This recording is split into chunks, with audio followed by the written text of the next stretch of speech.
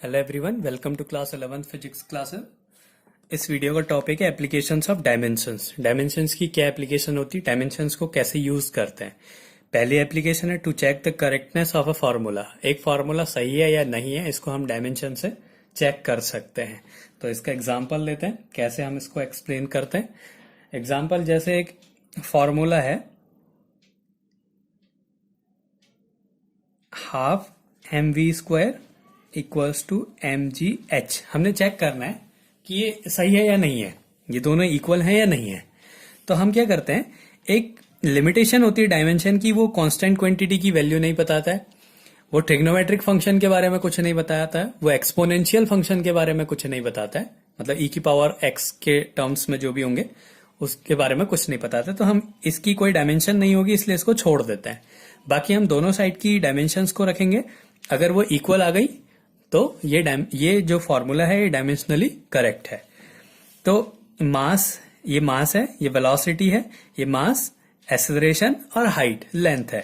तो मास का dimensional formula क्या होता है, एम। वेलोसिटी का dimensional formula L T minus one का स्क्वायर इक्वल्स टू, फिर से मास का डायमेंशनल फॉर्मूला एम। ये ग्रेविटेशनल एक्सेलरेशन, इसका dimensional formula L T minus to, और लेंथ का डायमेंशनल फॉर्मूला एल। तो हमने दोनों साइड के डायमेंशंस को लिख दिया। अब हम इसको सॉल्व करेंगे।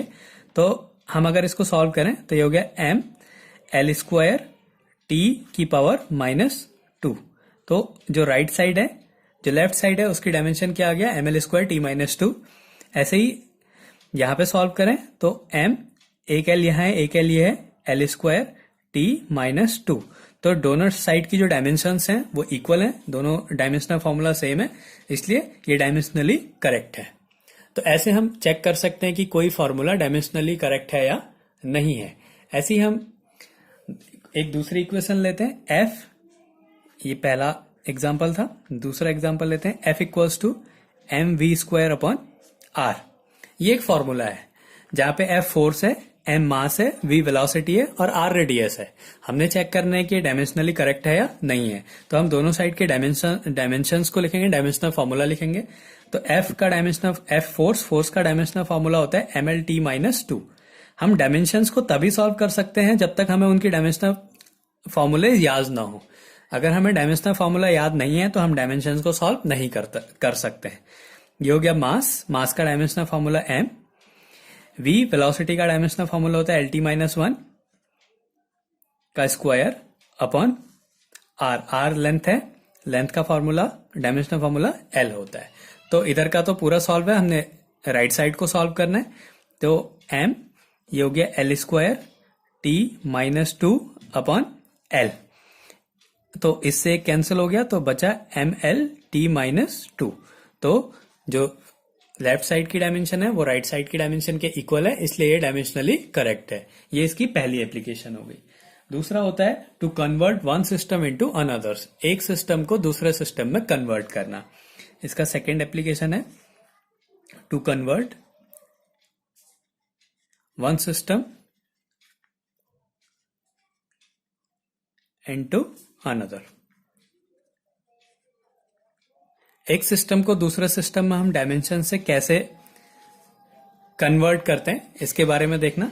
इसके लिए पहले एक फॉर्मूला होता है कि एक सिस्टम से दूसरे सिस्टम को में चेंज करने में किसी भी फिजिकल क्वांटिटी की डायमेंशंस चेंज नहीं होंगी, उसकी डायमेंशन सेम रहेंगी दोनों सिस्टम में, सिर्फ उनकी न्यूमेरिक वैल्यूज चेंज हो सकती हैं, बाकी डायमेंशनल फॉर्मूला सेम रहेगा। तो इसके लिए माना एक सिस्टम में किसी की डायमेंशन एम में ए, एल में बी और टाइम में सी है, और यहां पे उसकी न्यूमेरिक वैल्यू n1 है। तो ये डायमेंशन सेम है, इक्वल्स टू n2 m2 की पावर a, l2 की पावर b, t2 की पावर c। मास, लेंथ, टाइम की यूनिट्स अलग अलग हो सकती हैं, लेकिन उनकी डायमेंशन सेम होंगी दोनों सिस्टम में। तो दोनों की डायमेंशन सेम कर दिया। यहाँ पे उसकी न्यूमेरिक वैल्यू n1 है, यहाँ पे n2 है। हमने एक सिस्टम को दूसरे सिस्टम में कन्वर्ट करना है, मतलब हमें n2 की वैल्यू निकालनी है। तो n2 इक्वल्स टू क्या हो जाएगा, n1 m1 अपॉन m2 की power a L1 upon L2 की पावर B और T1 अपॉन T2 की पावर C। ये इसका एक फॉर्मूला है। 111 में हमें जिसमें दिया है उसको लिखेंगे, 2 में हमने जिसमें कन्वर्ट करना है उसको लिखेंगे, और उनकी जो डायमेंशंस होंगी वो सेम होंगी। अब ऐसे एक एग्जांपल लेते हैं, जैसे न्यूटन को डाइन में कन्वर्ट करना है। न्यूटन को डाइन में, ये दोनों फोर्स की यूनिट हैं। ये एमकेएस सिस्टम में होता है। एमकेएस सिस्टम में फोर्स की यूनिट होती है न्यूटन, एसआई सिस्टम में, और सीजीएस सिस्टम में फोर्स की यूनिट होती है डाइन। तो हमने चेक करना है कि एक न्यूटन में कितने डाइन होते हैं। अब ये किसका डायमेंशनल, ये किसकी यूनिट है? फोर्स की। तो फोर्स का डायमेंशनल फॉर्मूला क्या होता है? MLT-2। फोर्स का डायमेंशनल फॉर्मूला MLT-2 होता है। तो अब हम यहाँ पे हमने N2 की वैल्यू फाइंड करनी है। N1 कितने को कन्वर्ट करना है? 1 न्यूटन को। तो N1 की वैल्यू हो गई 1। तो हमने N2 फाइंड करना है। N2 इक्वल्स टू N1 हो गया 1। देखो एमकेएस सिस्टम में मास की यूनिट क्या होती है? किलोग्राम। और सीजीएस सिस्टम में मास की यूनिट होती है ग्राम। तो ऊपर वाले में मास क्या है? किलोग्राम, और कन्वर्ट किस में करना है? ग्राम में। और इसका डायमेंशन यहाँ पे ए की जगह क्या है? 1 हो गया। ऐसे ही L1 किस में है? लेंथ का यूनिट क्या होता है? एमकेएस सिस्टम में मीटर, और सीजीएस सिस्टम में सेंटीमीटर की पावर 1।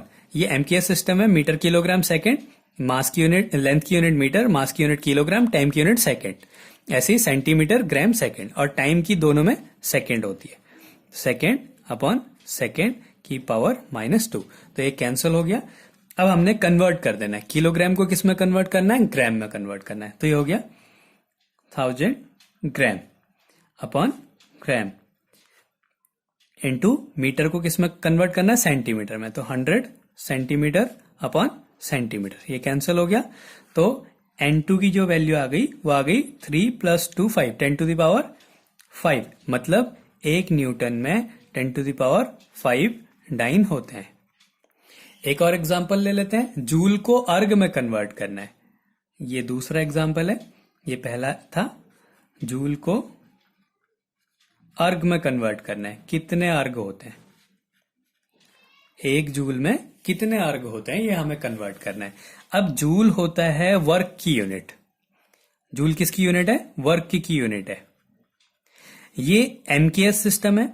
MKS, ये मास है, ये लेंथ है, ये मास है, और ये टाइम है। हमने इसको कन्वर्ट करना है सीजीएस में। तो सेंटीमीटर, ग्राम, ये किलोग्राम है, ग्राम, और सेकंड में कन्वर्ट करना है। वर्क का डायमेंशनल फॉर्मूला होता है ML² T-2। ये होता है वर्क का डायमेंशनल फॉर्मूला, ML² T-2। अब फिर से इसी फॉर्मूले में कन्वर्ट कर देते हैं। हमने एमकेएस सिस्टम को सीजीएस सिस्टम में कन्वर्ट करना है। तो सबसे पहले तो ये फॉर्मूला लिखना है। N2 equals to N1 M1 upon M2 की power A, L1 upon L2 की पावर B, और T1 अपॉन T2 की पावर C। अच्छा, N1 कितना है? 1। M1 ये जो जिस सिस्टम में है, एमकेएस सिस्टम में है, तो M मतलब हो गया मास की यूनिट हो गई किलोग्राम। कन्वर्ट करना है ग्राम में की पावर A क्या है? मास का डायमेंशंस कितनी है? तो 1 है। ऐसे ही L1 अपॉन L2, L क्या है? लेंथ है। लेंथ का एसआई सिस्टम में यूनिट क्या होता है? मीटर। कन्वर्ट किस में करना है? सेंटीमीटर में। अब B क्या है? लेंथ का डायमेंशंस है। तो लेंथ की डायमेंशन क्या है? 2 है। ऐसे ही टाइम दोनों में सेकेंड होता है, और डायमेंशन -2। तो ये वाला टर्म कैंसिल हो गया। तो हो गया किलोग्राम को अब ग्राम में कन्वर्ट कर दो। तो 1000 ग्राम अपॉन ग्राम, मीटर को सेंटीमीटर में 100 सेंटीमीटर अपॉन सेंटीमीटर का स्क्वायर हो गया। तो ये हो गया 10⁵ इंटू 10⁵, ये 2 है, 2 का स्क्वायर करोगे तो 4 हो गया। तो टोटल सॉल्व करके क्या आ गया? 10⁷ अर्ग। तो मतलब 1 जूल में 10⁷ अर्ग होते हैं।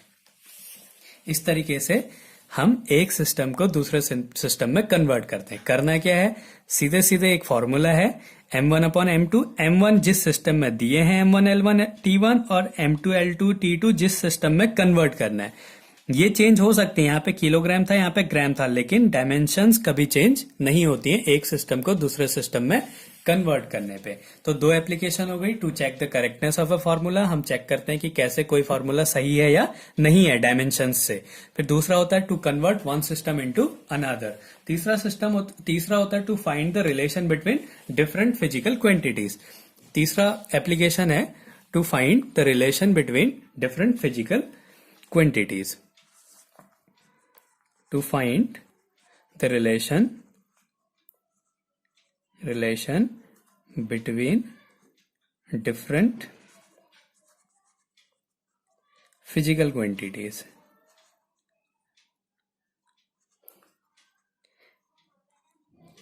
इसमें हम क्या करते हैं, डिफरेंट फिजिकल क्वांटिटीज में रिलेशन निकालते हैं।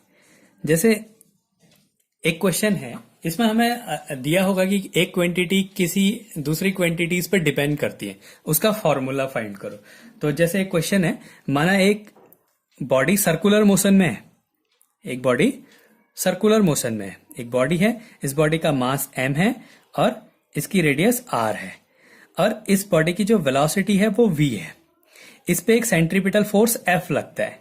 F डिपेंड करता है इसके मास, वेलोसिटी और रेडियस पे। इस बॉडी के मास, वेलोसिटी और रेडियस पे हमने इसका फॉर्मूला निकालना है कि फॉर्मूला क्या होगा। तो अब ऐसे केसेस में क्वेश्चन समझ में आया। इसमें क्या कह रहा है कि एक बॉडी जो कि एक सर्कुलर मोशन में है, उस बॉडी का पे जो सेंट्रीपिटल फोर्स लगेगा, जो सेंटर की तरफ फोर्स लगता है, वो उस बॉडी के मास, उसकी रेडियस, जिस सर्कुलर पाथ में मूव कर रहा है उसकी रेडियस और वेलोसिटी पे डिपेंड करता है। हमें उस फोर्स का और उन तीनों फिजिकल क्वांटिटीज के बीच में रिलेशन फाइंड करना है। तो ऐसे केसेस में हम क्या करते हैं, हमें नहीं पता मास की पावर क्या आएगी, ये ऊपर आएगा या नीचे आएगा, तो हम इसमें मानेंगे कि माना इसकी पावर a है, इसकी पावर b है, इसकी पावर c है। अब प्रोपोर्शनलिटी कांस्टेंट को हटाया, इक्वल्स टू k, एक कांस्टेंट यूज करा, ma vb rc, ये एक इक्वेशन होगी। फिर क्या करेंगे, हम दोनों साइड के डायमेंशनल फॉर्मूला को लिखेंगे। तो डायमेंशनल फॉर्मूला लिखते हैं। F का डायमेंशनल फॉर्मूला क्या हो गया, mlt-2, ये हो गया फोर्स का डायमेंशनल फॉर्मूला। K कांस्टेंट है, इसका डायमेंशनल फॉर्मूला नहीं होता है। मास क्या हो गया, m का पावर a, v क्या है, वेलोसिटी, वेलोसिटी की डायमेंशनल फॉर्मूला lt-1 की पावर b, और ये क्या है, लेंथ, लेंथ की पावर c। तो अब हमने डायमेंशनल फॉर्मूला लिख दिया। तो अब अगर ये डायमेंशनली करेक्ट है तो इधर का जो डायमेंशनल फॉर्मूला है वो इधर के डायमेंशनल फॉर्मूला के इक्वल होना चाहिए। जैसे हमने पहला चेक करा था कि कैसे वो करेक्ट होते हैं, उसमें लेफ्ट साइड की डायमेंशन राइट साइड की डायमेंशन के इक्वल होती हैं। तो अगर ये फॉर्मूला सही है तो इसमें राइट साइड की डायमेंशन लेफ्ट साइड की डायमेंशन के इक्वल होनी चाहिए। तो हम इसको थोड़ा सा सॉल्व कर देते हैं। तो m की पावर a, l की पावर क्या हो गया, यहाँ पे b है, यहाँ पे c है, तो ये हो गया b प्लस c, और टाइम की डायमेंशन क्या हो गई, माइनस b, ये हो गई। और यहाँ की डायमेंशन क्या है, mlt-2, मतलब ये दोनों साइड की जो डायमेंशंस हैं ये इक्वल होनी चाहिए। तो अब हम कंपेयर कर देंगे, ऑन कंपेयरिंग कंपेयर कर देते हैं। तो कंपेयर करने में दोनों साइड की डायमेंशंस एक होंगी। तो यहाँ पे m की डायमेंशन कितना है, 1, यहाँ पे क्या है a, तो a की वैल्यू कितनी होनी चाहिए, 1, l की वैल्यू क्या है, b प्लस c डायमेंशन, और यहाँ पे क्या है 1, तो b प्लस c की वैल्यू कितनी होनी चाहिए, 1 होनी चाहिए। ऐसे t की डायमेंशन क्या है, यहाँ पे माइनस b, और यहाँ पे क्या है -2, तो डायमेंशन क्या होनी चाहिए, -2। तो अगर इसको सॉल्व करें तो b की वैल्यू आ गई 2। अगर हम यहाँ पे पुट कर दे b की वैल्यू 2, तो 2 plus c equals to 1, c की वैल्यू क्या आ गई, -1। अब हमें a की भी वैल्यू पता है, b की वैल्यू पता है, c की वैल्यू पता है। इसको क्या कर देंगे, इक्वेशन फर्स्ट में पुट कर देंगे। Putting a b c in equation first, putting values of a b c in equation first में पुट कर दो। तो f इक्वल्स टू क्या आ गया, k की वैल्यू, k कांस्टेंट होता है, इसकी वैल्यू पता है तो ठीक है, नहीं पता है तो कोई बात नहीं, इसको हम k भी लिख सकते हैं। अभी इस फॉर्मूले में इसकी वैल्यू 1 होती है, तो इसकी वैल्यू 1 हो गई। m की पावर a की वैल्यू क्या थी, 1, v की पावर b की वैल्यू क्या थी, 2, और r की पावर c की वैल्यू क्या निकली -1, तो माइनस का मतलब होता है अपॉन में है, तो ये फॉर्मूला क्या हो गया f equals to mv² upon r। अभी अभी हमने जब किसी फॉर्मूले को चेक किया था कि सही है नहीं है, उसमें हमने इस फॉर्मूले को डायमेंशनली चेक करा। यहां पे हमने क्या करा, इसको डायमेंशनली फाइंड करा कि कैसे कोई फिजिकल क्वांटिटी किन किन क्वांटिटीज में डिपेंड करती है। ऐसे ही हम इसका एक दूसरा एग्जांपल लेते हैं। ये एग्जांपल फर्स्ट है। ऐसी सेकंड एग्जांपल देखो, माना एक पेंडुलम है, ये ऑसिलेट कर रहा है, इसमें ये जो लेंथ है इसकी l है, यहां पे जो ग्रेविटेशनल एक्सेलरेशन लग रहा है वो g लग रहा है, और इसका मास m है। इस पेंडुलम का मास, इस जो बॉब है, इस बॉब का मास m है। अब हमने इसके टाइम पीरियड का फॉर्मूला फाइंड करना है। तो इस क्वेश्चन में कह रहा है कि जो time period of a pendulum depends on mass of the Bob, जो बॉब का मास है, लेंथ पेंडुलम की, और ग्रेविटेशनल एक्सेलरेशन पे डिपेंड कर रहा है। हमने इसके लिए फॉर्मूला फाइंड करने की क्या फॉर्मूला होगा उसका, तो हम ऐसे ही सॉल्व करेंगे। पहले इसकी पावर a, इसकी पावर b, इसकी पावर c मान लिया। अब इस प्रोपोर्शनलिटी के साइन को हटा के एक कांस्टेंट यूज करेंगे k, m की पावर a, l की पावर b और g की पावर c। ये एक इक्वेशन हो गई। अब हमने क्या करना पड़ता है, दोनों साइड की डायमेंशंस। ये टाइम पीरियड है, टाइम पीरियड की डायमेंशन, टाइम पीरियड मतलब टाइम की डायमेंशन फॉर्मूला होता है t इक्वल्स टू मास, मास का dimension formula m a, length का डायमेंशनल फॉर्मूला l b, और g है एक्सेलरेशन, एक्सेलरेशन का डायमेंशनल फॉर्मूला होता है lt माइनस 2 की पावर c। तो अब इसको सॉल्व कर देते हैं। m की पावर a, l की पावर b प्लस c और t की पावर -2, ये किसके इक्वल हो गया, t के इक्वल हो गया। अब क्या होगा, ये दोनों के डायमेंशंस जो है वो सेम होने चाहिए, इक्वल होने चाहिए। तो यहाँ पे मास का डायमेंशनल फॉर्मूला, मास है नहीं, मतलब मास का जो डायमेंशंस है वो 0 है, तो a की वैल्यू क्या आ गई 0। इसका मतलब ये वैल्यू 0 है, तो जो टाइम पीरियड है वो मास पे डिपेंड नहीं करता है। अब b प्लस c, यहाँ पे लेंथ भी नहीं है, तो लेंथ की डायमेंशन 0, तो यहाँ पे l की वैल्यू b प्लस c है, डायमेंशन यहाँ पे 0 है। ऐसे ही t की वैल्यू क्या है यहाँ पे -2c है, 2c की वैल्यू क्या है यहाँ पे 1, तो -2c इक्वल्स टू 1, तो c की वैल्यू क्या आ गई -1/2। अगर हम c की वैल्यू यहाँ पे पुट कर दें तो b -1/2 इक्वल्स टू 0, तो b की वैल्यू क्या आ गई 1/2। अब हम यहाँ पे इक्वेशन फर्स्ट में कर देते हैं पुट फ्रॉम इक्वेशन फर्स्ट में पुट कर दिया। t equals to k, m की पावर a की वैल्यू क्या हो गई 0, l की पावर b की वैल्यू हो गई 1/2, और g की पावर c की पावर क्या है -1/2। अब किसी की पावर 0 होती है तो उसका मतलब 1 हो गया, तो t इक्वल्स टू k, 1/2 का मतलब होता है अंडर रूट, और माइनस का मतलब होता है नीचे लिख देना है, तो ये दोनों स्क्वायर रूट में है, l अपॉन g। तो ये एक फॉर्मूला आ गया। इसमें जो कांस्टेंट होता है इसकी वैल्यू होती है 2π, तो ये फॉर्मूला हो गया t equals to 2π under root l upon g। तो ये डायमेंशन से हमने इसके फॉर्मूले को फाइंड करा। अगर हम चेक करना चाहें डायमेंशनली करेक्ट है या नहीं है, तो हम क्या करेंगे, दोनों साइड के डायमेंशंस को रख देंगे। जैसे ये t है, t का डायमेंशनल फॉर्मूला हो गया t इक्वल्स टू, ये कांस्टेंट है इसको छोड़ देंगे, अंडर रूट l, लेंथ का डायमेंशनल फॉर्मूला l हो गया, ये नीचे एक्सेलरेशन का डायमेंशनल फॉर्मूला lt माइनस 2 हो गया, ये कैंसिल हो गया, ये ऊपर गया t स्क्वायर, और स्क्वायर ये ऐसा हो गया अंडर रूट 1 अपॉन t की पावर -2 ऊपर जाएगा, तो अंडर रूट t स्क्वायर हो गया, स्क्वायर रूट से बाहर निकला t, तो दोनों साइड का डायमेंशन सेम है। तो हम ऐसे चेक भी कर सकते हैं कि ये डायमेंशनली करेक्ट है या नहीं है। तो इसकी 3 एप्लीकेशन होती है। पहला कि हम चेक कर सकते हैं कि कोई भी फॉर्मूला सही है या नहीं है। दूसरा क्या होता है कि एक सिस्टम को दूसरे सिस्टम में कन्वर्ट करते हैं। तीसरा क्या होता है कि डिफरेंट फिजिकल क्वांटिटीज में हम रिलेशन फाइंड कर सकते हैं। तो ये एप्लीकेशंस होती हैं डायमेंशंस की। इसी के साथ साथ कुछ लिमिटेशंस भी होती हैं कि जो डायमेंशन होता है वो कांस्टेंट के बारे में नहीं बताता है, वो साइन और कोसाइन फंक्शंस के बारे में कुछ नहीं बताता है। अगर कहीं पे 3 से ज्यादा कोई क्वांटिटी 3 से ज्यादा फिजिकल क्वांटिटीज में डिपेंड कर रहा है, तो हम उसको डायमेंशनली, ऐसा जरूरी नहीं है कि हर टाइम उसकी वैल्यू को हम सही फाइंड कर सकें। और एक और है कि वो एक्सपोनेंशियल फंक्शन, मतलब e की पावर x वाले जो टर्म होते हैं उसकी वैल्यू को सॉल्व नहीं कर पाता है। तो ये डायमेंशंस हैं।